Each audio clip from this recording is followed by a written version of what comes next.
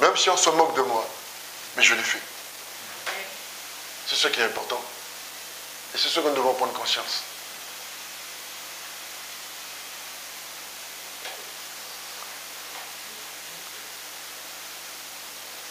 Vous voyez, ce n'est pas un message comme on entend d'habitude, où on a besoin, c'est juste prendre conscience de notre état spirituel. Dieu, Jésus nous connaît. Il connaît nos mobiles. Si on avait des vrais mobiles pour lui, si c'est des faux mobiles, si on est faux. Il sait vraiment comment nous sommes réellement.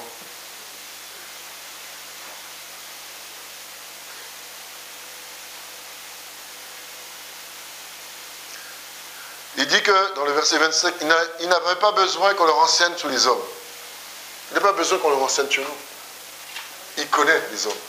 Il dit, dans le verset 25 toujours, car il savait lui-même ce qui est dans l'homme.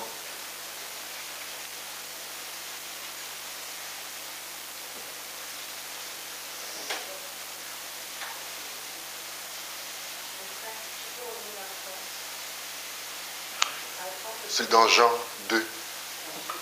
Jean 2, verset 25. Dans le livre johannique.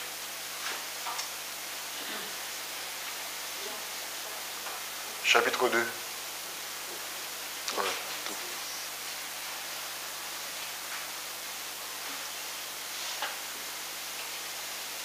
Nous sommes amenés en tant qu'enfants, disciples, chrétiens, prenez-nous tout ce que tu veux, mais être vraiment ce disciple que Dieu attend de nous. Sa souveraineté, en tout et en tout. Dernièrement, j'ai été testé 3 fois par le Seigneur. Sur d'autres aspects. Et là encore, ça m'a interpellé. Et là, j'ai vu que Dieu nous teste de manière sans que nous prenions conscience que c'est lui qui nous teste. On ne s'attend pas quand Dieu va nous tester. Mais de manière anodine. Et j'ai pris conscience de cela aussi. Comment nous avons toujours cette part charnelle en nous. Et qui est là. Et ça doit partir aussi. Je vous ai dit tout à l'heure, après avoir entendu tant de messages, on a encore cette façon de réagir. Nous pouvons être indifférents au travers d'un message, même quand l'Esprit de Dieu nous parle. Parce que Dieu ne parle pas en vain. Sa parole est esprit et vie. Mais après, la parole que nous entendons, quand nous rentrons chez nous, est-ce que nous gardons cette parole en nous et réfléchissons à cette parole?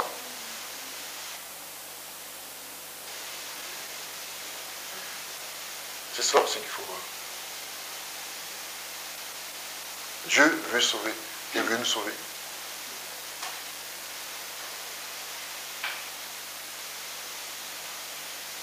Jérémie se retrouvait dans une situation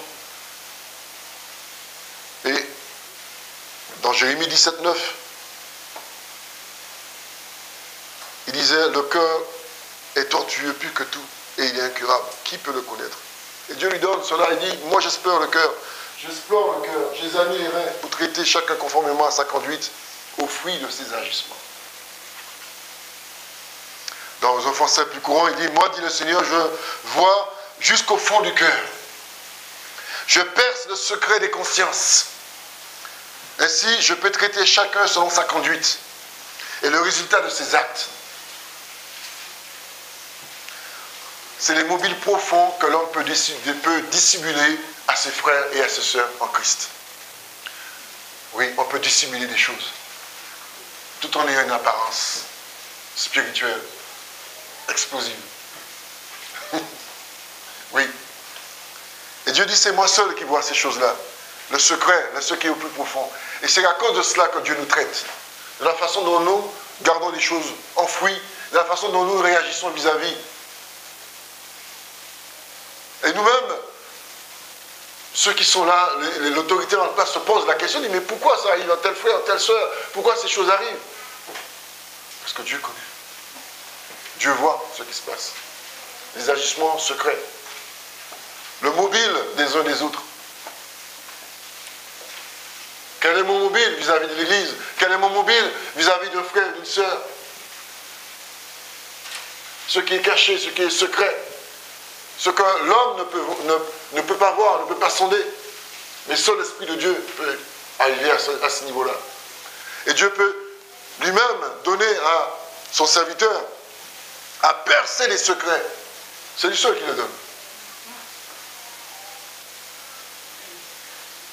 Et c'est là que c'est dur. À percer le secret de ce qui est caché.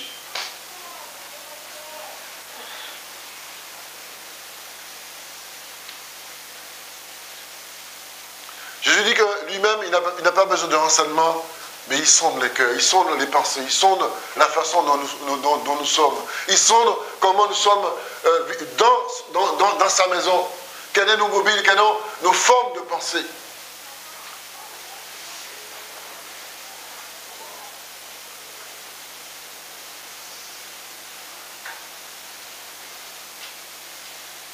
Pourquoi nous sommes là? Et pourquoi? Et qu'est-ce que nous voulons? Et qu'est-ce que nous attendons?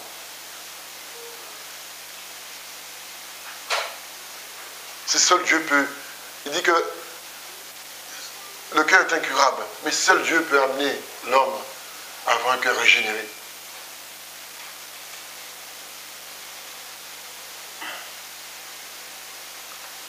Si nous ne faisons pas du travail sur nous-mêmes pour pouvoir enlever le mauvais en nous, il est difficile que nous puissions accéder à d'autres choses. Il y a un travail, chacun de nous doit faire un travail sur sa vie spirituelle. On peut faire des séminaires, on peut faire plein de choses. Mais d'abord, nous, déjà, nous devons avoir un impact positif sur ceux qui sont négatifs.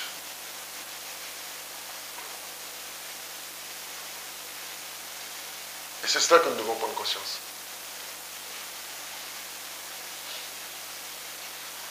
Faire un nettoyage dans nos foyers, dans nos vies, de manière individuelle. Et là, on fait plus d'erreurs, c'est dans le quotidien.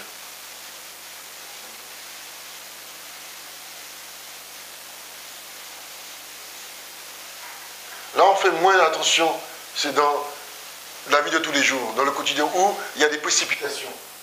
Et là, on fait beaucoup d'erreurs, on fait beaucoup de choses qui ne sont pas la gloire de Dieu. Parce qu'on va vite et on se laisse précipiter par plein de choses. Mais l'essentiel n'est pas fait. C'est pourquoi aujourd'hui il y a tant de séparation. C'est pourquoi aujourd'hui il y a tant de ceux qui se lèvent, comme Corée qui s'est révolté contre Moïse. C'est pourquoi tant disent moi maintenant je vais faire ce que je veux faire. Pourquoi? Parce qu'on n'a plus ce respect de Dieu, on n'a plus cette crainte de Dieu. On n'a plus cette soumission, on n'a plus cette patience. On l'a perdu parce qu'on est dans les clichés mondains. Je vous le redis encore. On est dans ce cliché-là. Et quand on est dans ce cliché, on ne fonctionne pas selon Dieu, mais on fonctionne selon sa propre personne. Selon ce qu'on désire, selon ce qu'on veut faire.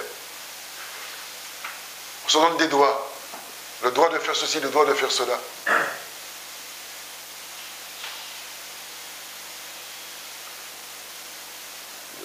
Cette dame me disait, mais une question. Mais pourquoi ces gens-là continuent à faire des choses? Ils sont là, ils font des choses qui ne sont pas bien.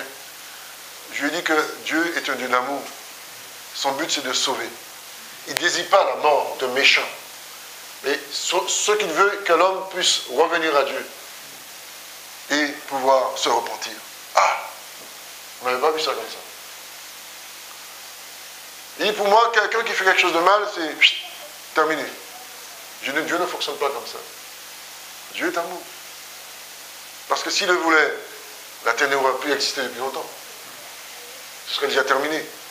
Mais son but, c'est de sauver les hommes, de ramener les hommes à Christ. Son but, c'est Jésus.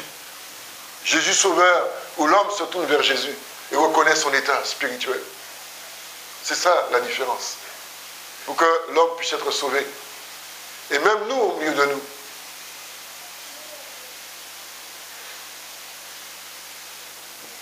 Noé était cet homme, sur un homme, Dieu n'a pas éradiqué la terre. Un homme. Pourquoi? Parce qu'il connaissait son cœur. Juste pour quelqu'un, une personne, nous sommes là encore aujourd'hui.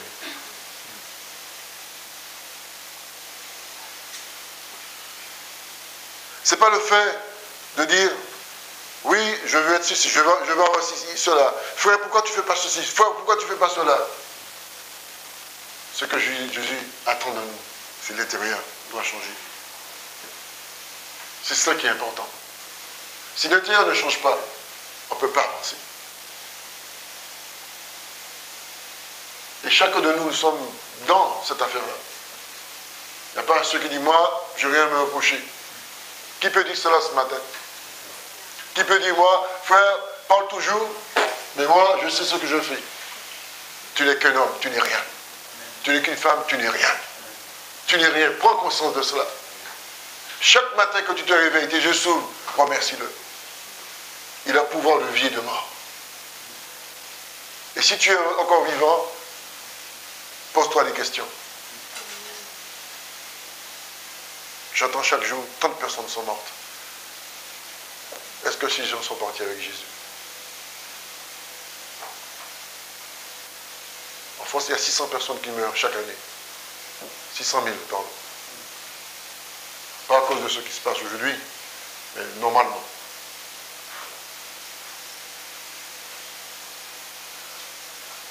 Mais est-ce qu'on pense qu'un jour on va passer aussi par là?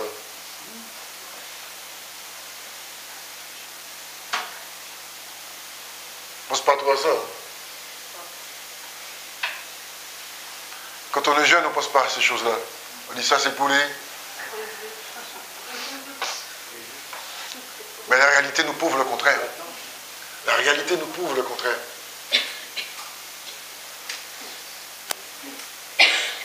Dieu nous traite conformément selon notre conduite. Dieu nous traite selon notre conduite envers qui?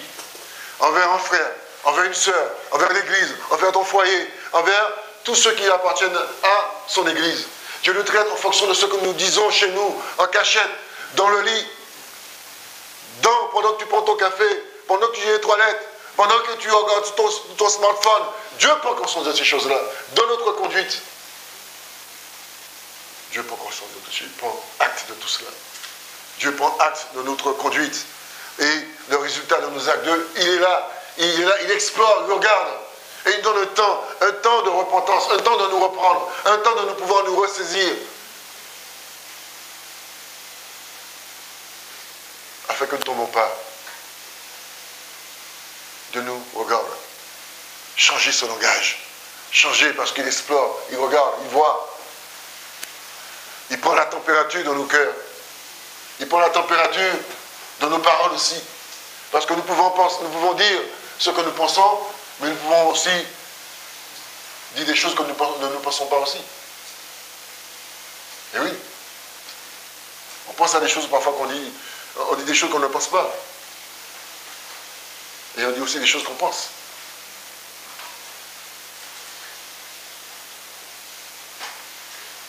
Nous sommes devenus de ceux qui sont trop difficiles. Difficiles à pouvoir porter quelque chose qui soit pour les amener à changer. Et quand tu amènes quelque chose pour un frère ou pour une sœur qui puisse prendre conscience de son état, ça passe mal.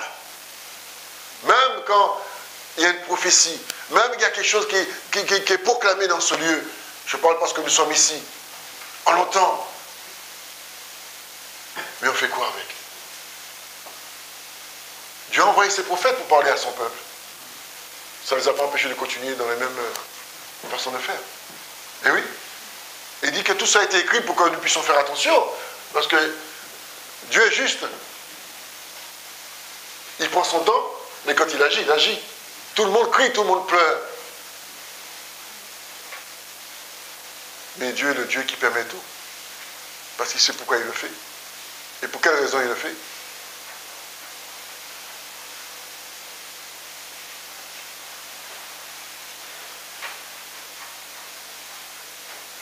Il dit qu'il peut le faire. Il traite chacun selon son cœur. Parce qu'il dit que je vois au fond du cœur. Je perce les secrets des consciences. Il perce les secrets des consciences.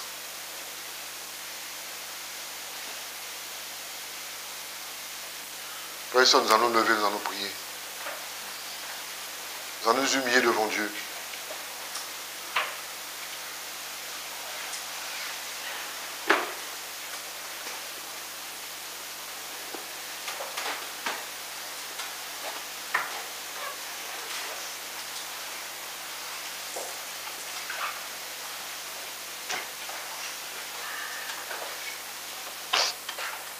Seigneur, nous venons vers toi parce que tu es grand Dieu. Nous savons, Seigneur, que rien n'est caché devant toi. Ça a été dit déjà ce matin. Nous savons, Seigneur, que tu vois tout, que tu sais tout. Seigneur, nous voulons nous humilier devant toi, reconnaissant, Seigneur, nos défauts. Seigneur, je te prie pour moi-même et je prie pour que chacun ici puisse s'exprimer devant toi. Parce que nous nous connaissons nous-mêmes, nous savons qui nous sommes. Et nous savons comment nous sommes chaque jour, chez nous et dans l'église. Parfois, on a deux façades. On a deux façons de faire. Seigneur, je te prie pour que tu changes mes façons de penser. Je te prie, ô Dieu, pour que tu enlèves en moi toutes sortes de pensées de murmures. Toutes ces choses qui pourrissent ma vie spirituelle et qui m'empêchent de progresser avec toi. Je ne veux pas avoir un cœur tortueux. Je ne veux pas avoir un cœur dur. Mais je veux avoir un cœur malléable pour toi. La condition, tu la connais.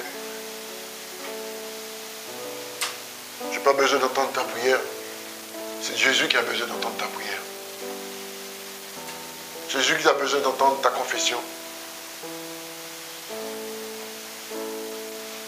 Seigneur, je ne veux pas me mettre en porte-à-faux par rapport à ce que tu es, par rapport à ton Église. Parce que c'est toi qui es la tête de l'Église.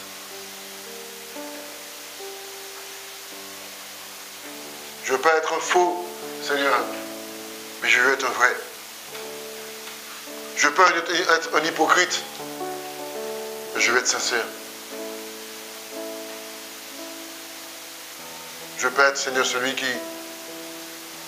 donne, Seigneur, des grands sourires, mais au fond, ce n'est pas la même chose.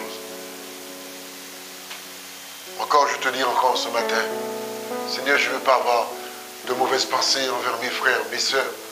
Je ne veux pas avoir de mauvaises pensées envers l'Église. Je ne veux pas avoir de mauvaises pensées, Seigneur, même envers les propres de ma famille. Je veux que tu me libères de tout cela. Je ne veux pas avoir de mauvaises pensées envers même mes propres collègues de travail. Mes voisinages aussi. Même envers l'autorité. Ô Dieu Tout-Puissant. Mais je veux être, Seigneur, comme cet homme, Nathanaël, tu as dit, tu l'as vu, tu savais qu'il était sincère. Il n'y avait point de ruse en lui. Point de ruse.